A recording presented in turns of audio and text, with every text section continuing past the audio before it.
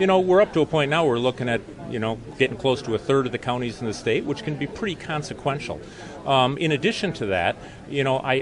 I believe that there are opportunities for other funding sources out there. If we find that the funding isn't sufficient enough, even in the short term, and I'm not going to get into details of what they are, I believe that there are opportunities for that amount of money to be bolstered so that counties that are ready to go forward now will have an opportunity to do so.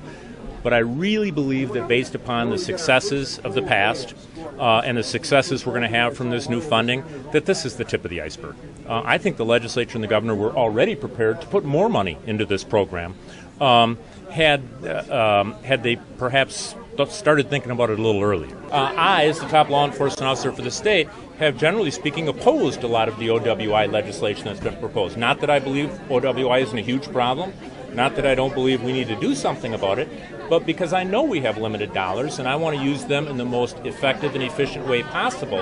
And when you have unproven get tougher on drunk drivers legislation that costs a lot of money, it may not be the best way to reduce drunk driving or to better protect the public if you can use that money in other categories. I've been criticized for not just jumping on the bandwagon of everything that's supposedly tough on crime, but the reality is a lot of those dollars can be better spent in programs such as this, which is just why I've taken those positions in the past. Unfortunately, other than the fact that he believes we should be smart on crime now, I don't agree with a lot of what Eric Holder said, because a lot of what he talks about is going back to emptying out the jails. And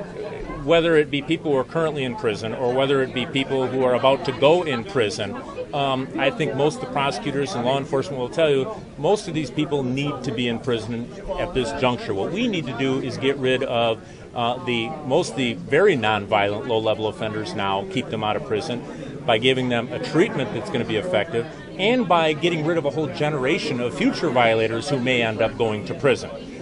Reducing the number of, for instance, and I think he's largely talking about, crack dealers and major marijuana growers and things like that,